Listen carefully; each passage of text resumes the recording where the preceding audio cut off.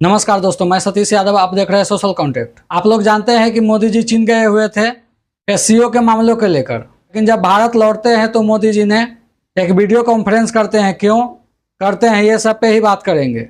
राहुल गांधी और तेजस्वी यादव के वोट अधिकार यात्रा के दौरान जो कि एक मंच से दरभंगा में था, उस व्यक्ति के नाम की बात करें तो उसका नाम मोहम्मद रिजवी उर्फ राजा है। लेकिन ये वीडियो वायरल होने के बाद भारतीय जनता पार्टी का लोग भी बिहार में विरोध किया। मोदी जी ने खुद बोला कि आरजेडी कांग्रेस के मन से मेरी मां को गाली दी गई। ये गालियां सिर्फ मेरी मां को अपमान नहीं है। मुझे पता है आप सबको बिहार की हर मां को बेटी को सुनकर कितना दुख या बुरा लगा होगा, लेकिन ये बात तो सही है कि किसी के भी माँ और बेटी को गाली नहीं देना चाहिए, क्योंकि राजनीतिक है तो राजनीतिक होनी चाहिए अपने तौर पे। लेकिन जब गाली दी गई थी तो न उस मंच पे न राहुल गांधी थे न तेजस्वी यादव थे। लेकिन बात ऐसा है कि चलने दूसरे सूप को, जिसमें पहले से ही 72 को छेद है। 100 साल की बुढ़िया देश का भला कर सकती है। ये 125 साल की बुढ़िया नौजवानों का भाग्य बना सकती है। ये 125 साल की बुढ़िया बेंगलोर की जिंदगी बदल सकती है, कर्नाटक की जिंदगी बदल सकती है, हिंदुस्तान की जिंदगी बदल सकती है। मित्रों, ये 125 साल की बुढ़िया कांग्रेस हिंदुस्तान पर बोझ बन गई है। मान लो मेरे कांग्रेस के मित्रों को मेरी ये 125 वाली सच्चाई पसंद नहीं आती है, उनको बुढ़िया कांग्रेस वाला मामला अच्छा नहीं लगता है, तो चलो भाई हम कहेंगे अब कांग्रेस पार्टी बुढ़िया कांग्रेस नहीं है। कैसे वो जवान हो जाएंगे क्या? उनकी 700 साल की उम्र कम हो जाएगी क्या? तो आज से हम ये कहना बंद करेंगे कि भाई कांग्रेस 700 साल की बुढ़िया नहीं है, कांग्रेस गुड़िया कांग्रेस। लेकिन जो शख्स गाली दिया था पहले बीजेपी का ही प्रवक्ता है, तो गाली देने को सीखा तो वही होगा, क्योंकि मोदी जी भी पहले पूर्व प्रधानमंत्री को क्या क्या नहीं बोले थे कि ये भारत की जनता कोई इंडिया पे कैसे विश्वास करेगा, और क्या क्या नहीं बोले थे। यही भारतीय जनता पार्टी के लोग कुछ समय पहले एक नारा लगाते थे कि गली गली में झंडी है इंदिरा गांधी ... और क्या क्या नहीं बोलते थे। अब जब अपनी पे आई है तो इनको इन बीजेपी वालों को बुरा लग रहा है। लेकिन देखा जाए तो गाली भी कौन दिया है, पहले बीजेपी का ही प्रवक्ता था, भारतीय जनता पार्टी में ही तो था, वही तो दिया है गाली। तो बीजेपी वालों को सोचना चाहिए था कि बोए हैं बबूल तो आम कहाँ से पाएंगे।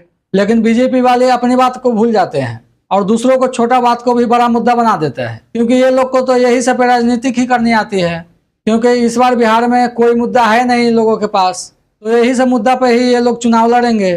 कभी धर्म के नाम पर, कभी मंदिर के नाम पर, कभी मस्जिद के नाम पर। ये लोग की राजनीति की ही इसी के आसपास घूमती रहती है। लेकिन इस बार बिहार की जनता जागरूक हो चुकी है। वो अच्छे से जानते हैं कि हमें रोजगार के मुद्दा से कौन भटकाना चाहता है और धर्म के आंधी में झोंकना चाहता है। लेकिन इससे भी पहले जो मणिपुर में बिना वस्त्र के एक महिला को घुमाया गया था, वो भी किसी की माँ बेटी ही थी। इस पे कोई बीजेपी वाला कभी कुछ नहीं बोला। और दिल्ली के जंतर मंतर पे जो अखाड़ा लेडीज पहलवान साथ जो हुआ था, वो विदेशी थी क्या? वो भी एक भारत के हरियाणा के रहने वाली बेटी थी, जो पूरी रात भूखे बैठी थी। और इस बीजेपी के पुलिस ने किस तरह उस पहलवानों को कितना परेशान किया गया था, कपड़ा फाड़ दिया गया था, ये सब उस समय भी देश देख रही थी। लेकिन प्रियंका गांधी वाड्रा का एक पुराना वीडियो वायरल हो रहा है तेजी से। उसमें प्रियंका गांधी वाड्रा ने क्या कुछ बोल रहे, सुनिए। पहला ऐसा प्रधानमंत्री देखा है बहनों और भाइयों, पहला देखा है जो आपके सामने आकर रोता है कि मुझे गाली लग रही है, मुझे गाली दे रहे हैं। आपके दुख सुनने के बजाय अपना दुखड़ा आपको सुनाते हैं। और किसी ने उनके ऑफिस में बैठकर एक लिस्ट बनाई है।